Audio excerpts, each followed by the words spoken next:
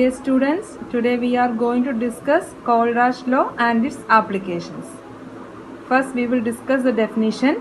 At infinite dilution, when dissociation is complete, each ion makes a definite contribution towards molar conductance irrespective of the nature of the other ion with which it is associated, and that the value of equivalent conductance at infinite dilution for any electrolyte is given by the sum of the contributions of two ions. So it is nothing but the equivalent conductance at infinite dilution is the sum of anion and cation. This lambda 0 means equivalent conductance at infinite dilution. Lambda 0 plus is equivalent conductance at infinite dilution of cation, and lambda 0 minus is equivalent conductance at infinite dilution of anion. That means according to Kohlrausch law, the equivalent conductance at infinite dilution is the sum of contributions of two ions. That is sum of contribution of cation and sum of contribution of anion. So for example, lambda 0 HCl. For HCl, total equivalent conductance in infinite dilution is lambda 0 H plus and lambda 0 Cl minus. So here it is given infinite dilution. What is mean by infinite dilution? We all know as dilution increases, conductance also increases. Equivalent conductance and molar conductance increases. So what is mean by infinite dilution? So infinite dilution means conductance also will be infinite. No, it's not like that. Infinite dilution means it's a point of volume where the conductance of the solution is saturated. That point is known as infinite dilution. So when you are adding water like 1 ml, 2 ml, 3 ml, then we are measuring the conductance will be increasing. But after some point, on further addition of water, the conductance will not increase, that will become saturated. That point is known as infinite dilution. That means after that dilution, the conductance will not increase. So in the definition it is given, each ion makes a definite contribution towards conductance irrespective of the nature of the other ion. That means cation and anion have definite contribution towards equivalent conductance. It doesn't depend upon any of the ions. It itself has its equivalent conductance. Let us discuss this with some examples. So students, equivalent conductance at infinite dilution of some of the pairs of electrolytes are given here. See here, KCl, NaCl, KNO3, NaNO3, KBr, NaBr. So these pairs, this lambda 0 equivalent conductance in infinite dilution of each is given. Then for this pair, the difference is given. For this pair, difference is given. For this pair, difference is given. It is evident from all these three pairs that the difference is the same here. So what does it mean? The replacement of potassium by sodium ion in any of these electrolytes which is having a common anion produces same difference in lambda 0 irrespective of the nature of the anion. So here we have used KCl, NaCl. The difference of these two is 23.41. The second pair is KNO3 and NaNO3. Here these anions are different. But in this pair it is same, but here in these two groups anions are different. Again the difference is the same. So this means that the equivalent conductance of the electrolyte is irrespective of the nature of the other ion. So each are individual and independent. So in the same way, KBr and KCl. Here cation is the same and anion is different. Br and Cl, cations are same. Here KBr, KCl, here NaBr, NaCl, here LiBr, LiCl. So these two cations same, these two cations same. In all the three cases, cations are same but anions are Br and Cl. In this case also the difference is the same. So that means that when dissociation is complete at infinite dilution, each ion makes a definite contribution towards conductance irrespective of the nature of the other ion. So dear students, how we can write the molar conductance of MgCl2? Here we know lambda 0 MgCl2 is lambda 0 Mg plus 2 plus lambda 0 Cl minus. So here 2 chlorine atoms are there. So we will write here 2 lambda 0 Cl minus. If suppose I am asking lambda 0 HCl, how we can write lambda 0 H plus lambda 0 Cl minus.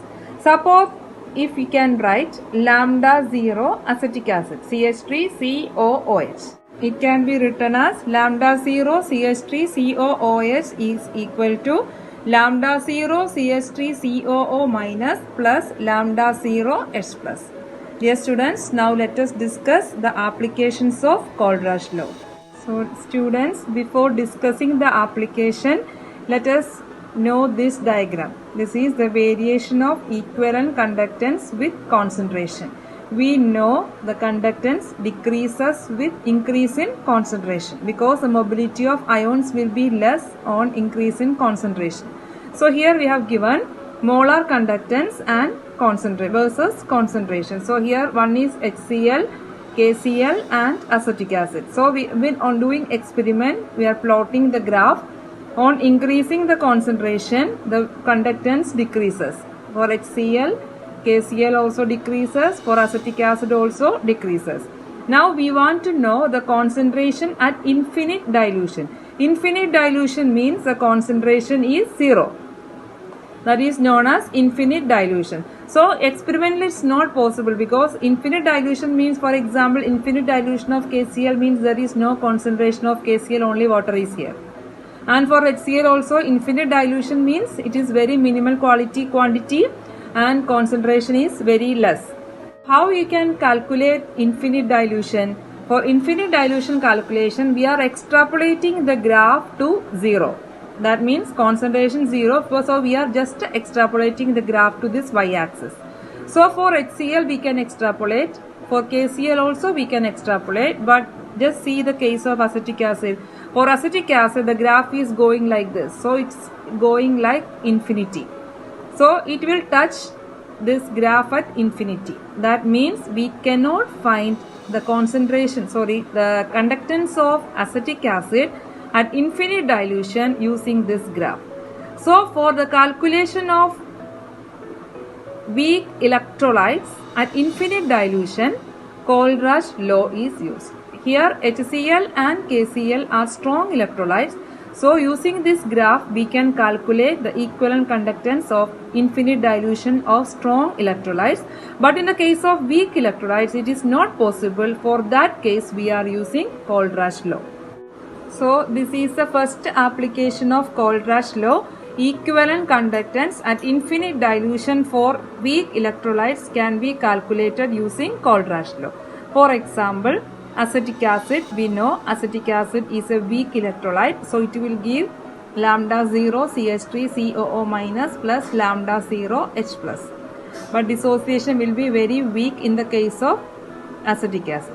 So if you are having lambda 0 HCl, lambda 0 sodium acetate and lambda 0 NaCl, we can calculate lambda 0 of acetic acid. That means the equivalent conductance at infinite dilution of acetic acid can be calculated using these three. These three are strong electrolytes. Here HCl is strong electrolyte. This is the conjugate base of weak acid. So it's a strong electrolyte. And NaCl also strong electrolyte. So using these three we can calculate lambda 0 of acetic acid.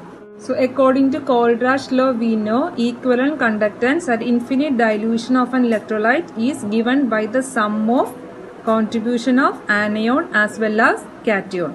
So for finding out the conductance of acetic acid, we can use the conductance of HCl, sodium acetate and sodium chloride. Let's see here. Acetic acid can be written as lambda 0 CH3COO minus plus lambda 0 H plus, and here HCl also you can write like this, sodium acetate and sodium chloride. Just see here, this H plus and this CH3COO minus is this one, acetic acid. So we have to remove this chlorine and sodium from here so that we can use sodium chloride. So sodium chloride will be written like this. So using this equation we can remove this chlorine and this Na also will be removed. So this answer will be lambda 0 H plus and lambda 0 acetate ion. So using these calculations we can find out the molar conductance at infinite dilution of acetic acid. Students, we can do one exercise. Calculate the equivalent conductance at infinite dilution of acetic acid from the following data.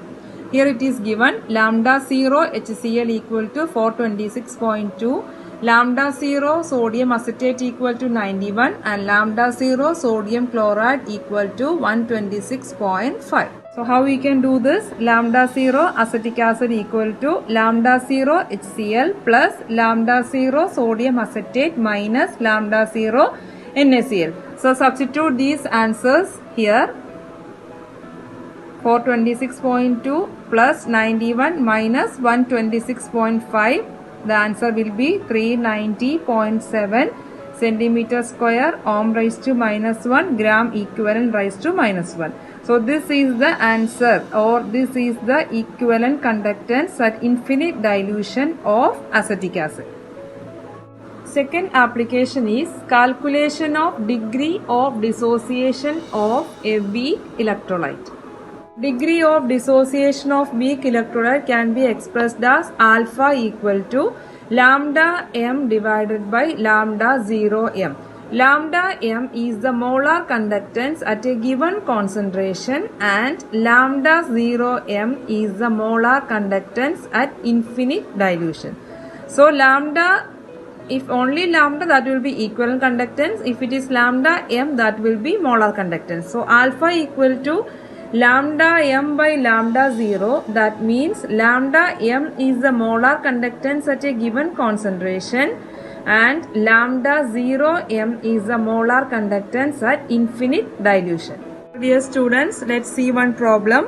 The equivalent conductance of 0.01 normal acetic acid was found to be 16.3 ohm raised to minus 1 centimeter square equivalent raised to minus 1 at 25 degrees centigrade. The ionic conductance of H plus and acetate ions at infinite dilution are 349.8 and 40.9 ohm raised to minus 1 centimeter square equivalent raised to minus 1. What percentage of acetic acid is dissociated? So here we have to find out degree of dissociation of acetic acid. So what we have to find is degree of dissociation of acetic acid, and what is given here, the equivalent conductance of acetic acid is given, that is 16.30. So equivalent conductance is given and H plus conductance at infinite dilution of H plus and acetate ions are there. Now we have to find out alpha. We know the formula for finding degree of dissociation is alpha equal to lambda equivalent divided by lambda 0 equivalent. That means equivalent conductance at a given concentration divided by equivalent conductance at infinite dilution. So in the question, 16.3 is the equivalent conductance at a given concentration.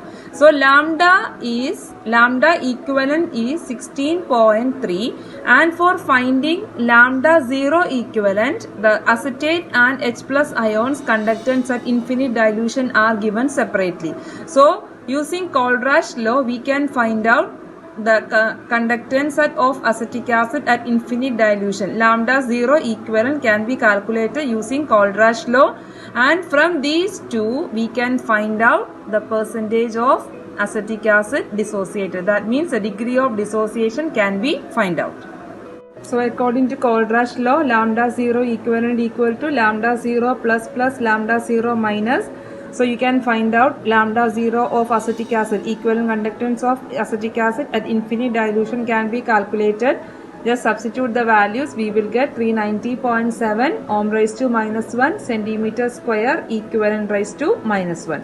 Now substitute the value in alpha equation. Alpha equal to lambda equivalent divided by lambda 0 equivalent. So lambda equivalent is given in the question as 16. It is given here 16.3. So substitute that value here. 16.3 divided by 390.7, it will be 0.04172. This is the value of alpha or degree of dissociation. In the question it is given percentage of acetic acid. So we can give the answer in percentage, that is multiply with 100. So it will be 4.172 percentage. So this is the percentage of acetic acid dissociated. So dear students, I hope Cold Rush law and its applications are clear, and the remaining part I will upload in the next class. If you like, please like and subscribe for more videos. Thank you for watching.